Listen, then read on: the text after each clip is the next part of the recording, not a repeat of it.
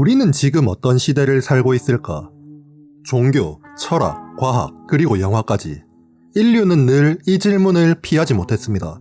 제임스 캐메론의 아바타 시리즈는 이 질문을 가장 거대한 스케일로 꺼내든 작품이죠. 특히 2편 물의 길과 3편 불과 쟤는 그냥 때깔만 좋은 SF 블록버스터가 아니라 각 인물들이 자신이 누구인지, 무엇을 지킬 것인지, 그리고 어떤 선택으로 스스로를 정의할 것인지를 끊임없이 요구받는 자유의지 서사에 가깝습니다. 이 작품은 정해진 운명을 따라 사는 자가 아니라 선택으로 자신을 만들어가는 자를 그리고 있는 거죠. 오늘 1부에서는 아바타 전체를 관통하는 세계관과 상징, 그리고 물고기 자리에서 물병 자리로 넘어가는 시대 담론을 바탕으로 이 시리즈가 왜 끝까지 자유의지라는 키워드를 놓지 않는지 차근차근 짚어보겠습니다.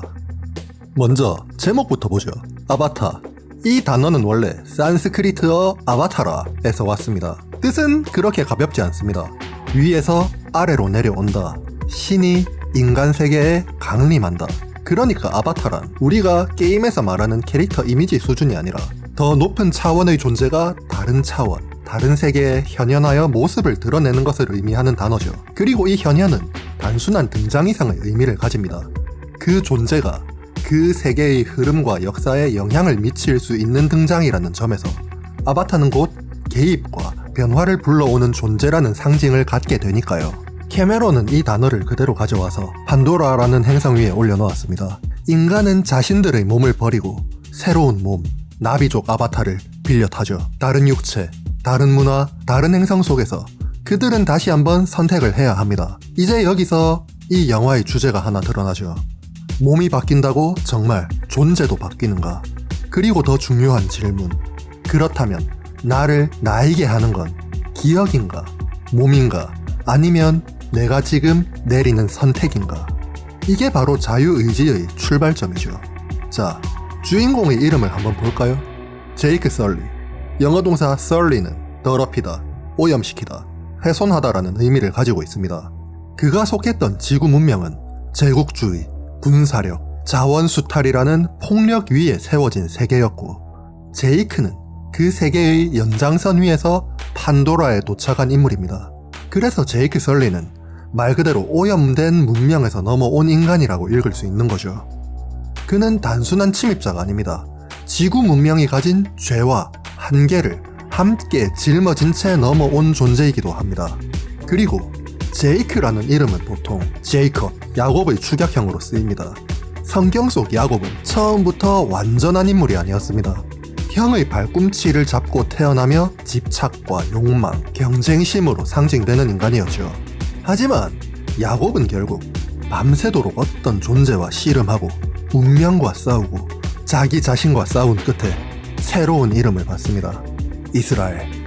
그 의미는 보통 신과 씨름한 자, 그러나 끝까지 버티고 나아간 자로 해석됩니다. 즉 야곱은 태어날 때부터 정해진 운명에 순응한 인간이 아니라 싸우고 흔들리고 끝내 선택을 통해서 스스로를 다시 정의한 인간이었고, 제이크 설리는 바로 그 야곱의 서사를 현대적으로 이어받은 캐릭터라고 볼 수 있겠죠. 제이크 역시 처음엔 형을 대신해 RDA의 해병대 임무 때문에 판도라에 왔고, 충성을 지켜 인간의 편에 설 수도 있었지만 결국 그는 자신이 옳다고 믿는 쪽을 선택합니다.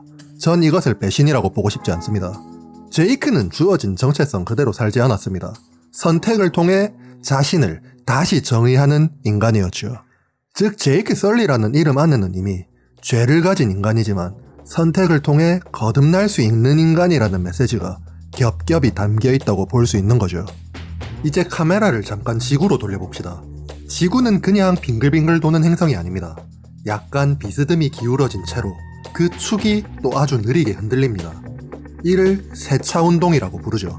이 세차운동 때문에 약 2000년 단위로 태양이 떠오를 때 그 뒤의 배경처럼 겹쳐 보이는 별자리가 바뀐다고 옛 점성학은 보았고, 이걸 별자리 시대라고 불러왔습니다.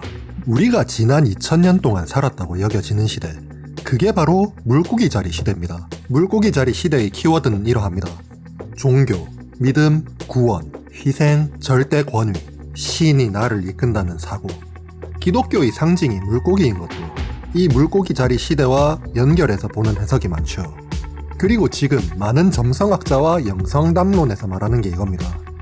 물고기 자리 시대가 끝나고 우리는 물병 자리 시대의 문턱에 서 있다. 자, 그럼 물병 자리는 어떤 시대일까요? 물병 자리의 상징은 물병을 쏟아 붓는 사람입니다. 그가 뿌리는 물은 그냥 생명수만이 아니라 정화, 해체, 재편, 각성, 그리고 새로운 질서를 상징합니다. 절대 권위의 붕괴, 수평적 네트워크, 개인의 자각, 기술 문명, 자유, 해방, 그리고 책임. 물고기 자리 시대가 신을 따르는 시대였다면 물병 자리 시대는 내가 무엇을 선택할 것인가가 중요해지는 시대인 거죠. 일종의 해방처럼 들리기도 하지만 동시에 무겁습니다. 이제 더 이상 신의 인도, 정해진 운명의 굴레라는 핑계가 안 통하는 시대니까요. 이제 다시 판도라로 돌아가 봅시다. 아바타2 물의 길은 그냥 바다 부족이 나오는 속편, 바다 덕후 캐메론의 해양 다큐가 아닙니다. 이건 사실상 물병자리 시대에 대한 프롤로그죠. 물은 연결이고 순환이고 호흡이며 상처를 씻어내고 다시 태어나게 하는 매개입니다. 이 편에서 제이크와 그의 가족은 익숙했던 숲을 떠나 새로운 부족으로 가고 새로운 방식을 배워야 하고 자신들의 과거 방식이 통하지 않는 현실과 마주했습니다. 영화는 그 과정을 통해 관객에게 이런 질문을 던집니다. 너는 안전한 과거에 남을 것인가? 아니면 낯선 미래를 선택할 것인가? 물론 전 제이크의 이 선택에 선뜻 공감하긴 어려웠지만 어쨌건 이 편의 중심은 새로운 환경에 적응의 문제가 아니라 선택의 문제에 더 가까웠습니다. 어디에 속할 것인가? 무엇을 지킬 것인가? 무엇을 버릴 것인가?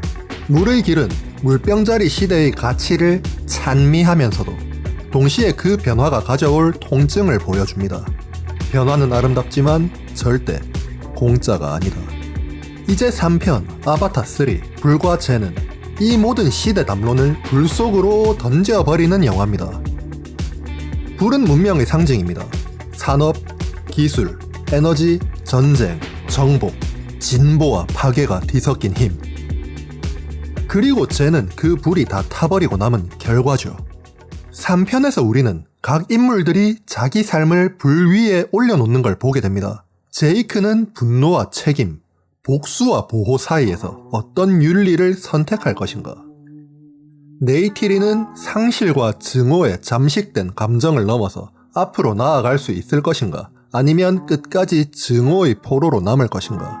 키리는 에이와와의 신적 연결 속에서 그 힘을 어떻게 사용할 것인가? 신이 그렇게 했다로 끝낼 것인가? 아니면 내가 그렇게 하기로 했다고 말할 것인가? 스파이더는 인간과 나비 두 세계 사이에서 스스로 어떤 존재가 될지 선택해야 하는 경계선 위의 인간입니다. 로아크와 툴쿤, 그들은 죄책감과 규범, 복수와 평화주의 사이에서 진짜로 옳다고 믿는 것을 선택해야 하죠. 그리고 바랑, 애쉬클레는 이 영화의 자유의지 논의를 집단 차원으로 확장시키는 존재들입니다. 그들은 에이와라는 신적 질서와 전통적 신앙에서 벗어나 신이 정해준 세계가 아니라 자신들이 선택한 생존과 가치관으로 살아가는 부족이죠. 즉 바랑과 그녀의 공동체는 운명과 신앙에 의존하는 시대에서 스스로 선택하고 책임지는 시대로 넘어간 존재들을 상징하면서 물병자리 시대 담론과 1대1로 맞닿는 중요한 축이 됩니다. 그리고 2부에서 나중에 우리가 깊게 파고들 인물, 매혹적인 나비족 여친도 얻고 인생을 2배 풀파워로 즐기고 계신 우리 기합 해병 쿼리치 대령님. 그는 특히 흥미로운 캐릭터입니다. 기억은 과거의 쿼리치, 몸은 새롭게 만든 나비 아바타. 그는 지금 과거의 기억대로 살 것인가? 아니면 지금 여기에서 새롭게 선택할 것인가? 라는 자유의지의 시험대 위에 올려져 있습니다. 자, 여기까지를 한 줄로 정리하면 아바타 시리즈는 사실 이런 질문을 던지고 있습니다.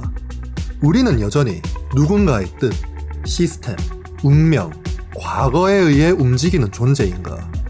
아니면 과거와 운명을 인식한 위에서 스스로 선택할 수 있는 존재인가?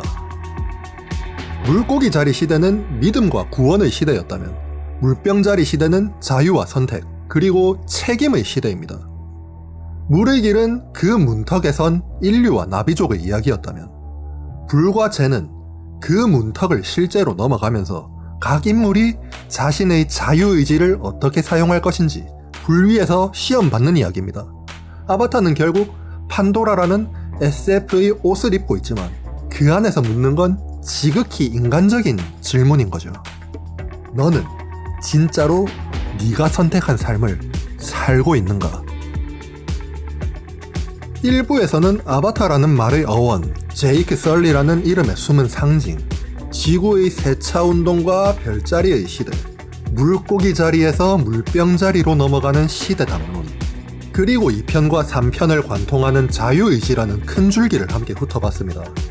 2부에서는 이 자유의지 문제를 가장 극단적인 형태로 몸에 새기고 있는 인물, 바로 마일스 쿼리치를 중심으로 기억을 가진 복제는 진짜 나인가? 과거 그대로를 재현하는 게 정체성인가? 아니면 거기서 벗어나는 순간 비로소 내가 되는가? 라는 존재론적 질문을 본격적으로 한번 파고들어 보겠습니다. 여기까지 재밌게 보셨으면 인간적으로 구독, 좋아요는 한 번쯤 눌러주시면 저에게 정말 큰 힘이 될 것 같으니 한번 부탁드리겠습니다. 감사합니다.